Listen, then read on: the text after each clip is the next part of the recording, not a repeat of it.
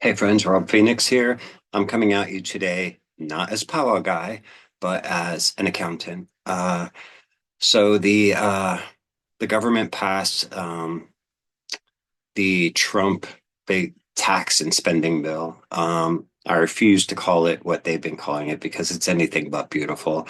It's a big pile of shit. Uh, so I just want to kind of explain some of the things to you that people are quote unquote celebrating. You know, the cookie crumbs they throw to the average Americans. First of all, what this bill does is it continues the major tax cuts that Trump gave the rich during his first term. It continues those, but this outlines how he's paying for it. Because when you're not charging someone a certain amount of tax, the government has to make up that money somewhere. So it decided to stop spending money on the average American. And what this means is, well, let's take a look at what it means. A majority of the cuts are going into Medicaid and SNAP. And the way those cuts are working is they were always federally funded programs. They came out of the federal income tax that we paid. And in particular, they came out of the Department of Agriculture. So things like Medicaid and SNAP, food assistance, food stamps, were a teeny tiny piece of the agricultural budget. The Department of Agriculture, whatever. So that was the money that went to assist farmers and because they get a lot of subsidies every year. They get all kinds of money to help pay because farmers spend more than they make. And in times of poor crops, or for some reason their food is not being sold or taken across the ocean to other countries and such, the farmers lose tons of money. So there are all kinds of government subsidies to help cover that cost. So, for example, when Trump cut the US aid, that cost farmers billions of dollars because they already had their food, they grew their food, they stockpiled it, they put it onto shipping containers, and Trump said no, and so all that food just rotted, billions of dollars worth of food. So then there's people starving across the sea, and then there's farmers here. Oh, well, you lost the money. And he already cut all the federal government aid to United States people, like all those subsidies. He cut funding to FEMA, that sort of thing. And this bill solidifies those things. So um, let's talk about his no tips, no taxes on tips. What a load of crap. So, first of all, this does not go, the quote unquote benefits to the average American don't go into a lot of the stuff in this bill don't go into effect until after the midterms next year. And that's because they know that Republicans are going to lose in a landslide and Democrats are going to take control. And then as soon as Democrats take control, all these bad policies go into place from this bill that was passed today. Um, so the no taxes on tips. Let's talk about how that works. There is a cap. It's a $25,000 cap. So in other words, the only way it will work is, which is ridiculous, there shouldn't be taxes on tips anyway, because those folks are only getting paid $3 an hour or whatever. Restaurants have been abusing and basically enslaving wait staff for years. Um, but the way it works with the tips is now you'll have to earn, first, you'll have to continue to pay taxes and claim your tips along with your income, the check they write for 283 an hour or whatever it is wait staff makes, until you make $25,000. And then after that, your tips are not taxable. So you need to be a pretty damn good waiter or waitress, at mom and pop's diner in your town, because the first $25,000 are business as usual. Anything after $25,000, then you're okay. You don't have to claim it anymore. However, it expires in 2028. So for 2 measly years, from late like December 2026 until sometime in 2028, probably November after the presidential election, um, that's as long as it lasts. Let's talk about the no taxes on Social Security. First of all, if you're watching this video, you likely fall into the the income range of like myself and people that I know. Um, if you're making zero or like $1 to $25,000 a year in Social Security, you already don't pay taxes. You're not taxed for that. You don't file tax returns. It's just the way it is. So that's most of the people that I know that are retired. They're making on Social Security $25,000 or less. That's certainly like my mother and anybody in my family that retires. Then you have folks who will make more than that. They're between like 25,001 and $50,000 in Social Security. First of all, can you imagine anybody making $50,000 a year in Social Security? Right now, they pay their taxable income is up to 50% of what they make. They have to pay taxes on that. So this temporary benefit doesn't stop taxing them. It gives them a tax credit for 2 years of $6,000 each year.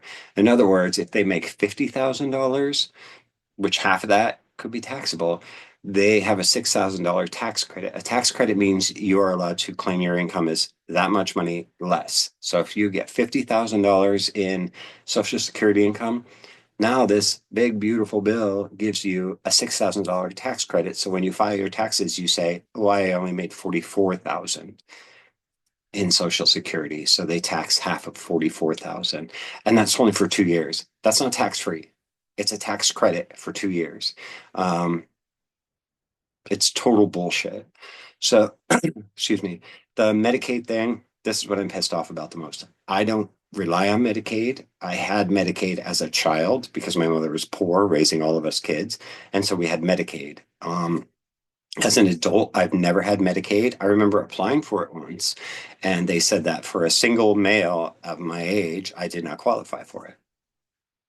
Um, that was 30 years ago. And now in my 50s, I have a career and I have very good insurance through my government job. And I'm very grateful for that. But I know pretty much everybody else in my family relies on Medicaid and or the Affordable Care Act to have affordable insurance. Well, that all goes away in this bill. All the subsidies that helped keep the Affordable Care Act affordable, that's gone now. And Medicaid was entirely federally funded. So now the onus is put on the states. The states must pay at least 5% of the money towards Medicaid benefits for their residents. Doesn't sound like a lot, does it? But it equals billions of dollars. So in other words, your state has now have the responsibility of coming up with billions of dollars to pay for your Medicaid. And some states will do everything they can to do that. I imagine it'll be the blue states. They'll want their people to get the Medicaid, so they will find ways to figure it out. But cuts will have to be made elsewhere. And unfortunately, the red states, they don't care. They never accepted the Medicaid expansion years ago when it happened. They don't care about their people. You ever notice the red states are the poorest states, have the worst health care, and the most number of Medicaid recipients. So just a little FYI about the red states. Um, so anyway, your state already stretched to the limit on their budget now has to come up with 5% of the cost of its state's Medicaid recipients. So that means, especially the red states that are the poorest in the country and have the most Medicaid recipients, 5% of, let's just say you have 10 million people on Medicaid. So they have to come up with 5% of that cost. They're not going to be able to. So that means either the Medicaid's going to get cut or other programs are going to get cut because that money's got to come from somewhere. And the worst case scenario is they will start raising your state taxes. So you're going to start paying more. And they're also adding work requirements for people on Medicaid. So if you are disabled or in some way on Medicaid and unable to work for whatever reason, well, now those work requirements will be put upon you. And they'll go into effect after the midterms, conveniently, next year. So you still have a little bit of time, but by November next year, just be prepared. You're going to have to get a job. Uh, Unfortunately, one thing that most people don't know is that hospitals and nursing homes rely very, very much on Medicaid. Like major hospitals, they get so much money from Medicaid, and not just from the customers that come in, but they get like subsidies and payments and such from the Medicaid program every year to fund their operations in the hospital. So those are cut, they're done, they've stopped. So that means hospitals will have to downsize their staff, nurses and such out of jobs. They won't be offering as much pay. They won't have the treatment available, the treatment options that they currently have. So we could see the closure of hospitals. Personal care homes rely on that. Nursing homes very much so rely on that. Especially in your working class communities, like the town I grew up in, my mother owned two personal care homes growing up, and when I was growing up, and by local standards, we were like kind of wealthy, but all of those residents were paying by Social Security and Medicaid. So without those subsidies, those kind of institutions can't survive. There's no income then. Um, so if you live in just like working class Pennsylvania or working class America, things are going to be pretty dark, especially for the elderly, especially for the disabled, especially for the people who can't work and are on Medicaid. I'm really surprised they haven't gotten rid of the CHIP program because that was put in place by Hillary Clinton. That ensures that all children, all people, regardless of family income, are covered by Medicaid up to age 18. And the bill might address that, and I've just not seen it and not understood what I was reading, maybe. So hopefully that remains untouched. But Planned Parenthood, all funding was pulled from Planned Parenthood. So if you've ever benefited from, I went to Planned Parenthood years ago because I didn't have medical insurance, and I went there for testing for something, and they did the testing, they treated me, and it was a very good experience. And there was no out-of-pocket expense for myself. It was such a great program, and I was really like pleased with it. So people like to think that Planned Parenthood is just you walk in, get an abortion, and walk back out. And it's not that at all. They do a lot of services to a lot of people in the community, especially those who, like me at the time, just didn't have the money.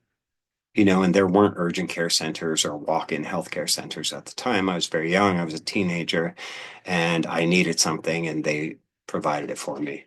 And I was very grateful for that. So I've always had respect for Planned Parenthood. Dark times. So there's so much more, and I'm just like losing track of all of this. This bill is anything but beautiful. The ultra rich are celebrating today, but the average American, it does nothing for. A lot of the funding goes towards funding these, um, basically a police state, ICE. These are just people running around in masks. They refuse to show ID. They could be anybody running around with guns, playing stormtrooper and just grabbing people off the streets. Today, they were like a group of ICE people were urinating on a preschool playground, like just disgusting pigs. So anyway, it's dark times, and then we have the alligator Azkaban or whatever the fuck that place is called in Florida. Disgusting. And then Trump gets on TV yesterday and talks about using those people that are rounded up and put in this Azkaban place in Florida and using them for manual labor. That's slavery. And then saying um, farmers can take responsibility for a certain amount of these workers. And then Trump even said, well, let's not call them farmers, let's call them owners. So he's talking about modern slavery. Disgusting. Anybody who voted for him is disgusting. So I'm really upset that this bill passed. I'm not surprised. I mean, the Republicans have always wanted to do this evil whatever, and now they're probably all salivating that they can own slaves. It's disgusting. I fear for the future of this country, for my son. I mean, I'm becoming an old man now, so for me it doesn't matter, but my son is young. a young African American man. What does the future hold for him? I'm afraid to think about it. But I think we're all going to start seeing more and more presence of ICE and these stormtroopers, where we live. So dark times. I mean, bad news. It's all doom and gloom, but it's hard to feel like optimistic on a day like this. Um, even though I knew it was coming, I knew they were going to pass it. There was no way, even though people say, "Oh, I'm holding out because I don't like this bill." In the end, they all vote for it. They all want it. This is the police state and the authoritarianism that they've been wanting for decades. So now they have it, and that bloated bag of dog shit that infests and stinking up the White House right now. Hopefully he'll die soon. And yeah, I said it. But there we go. So everybody stay safe. Please be careful out there. Yeah. Good luck to us all. God bless you guys. Love you.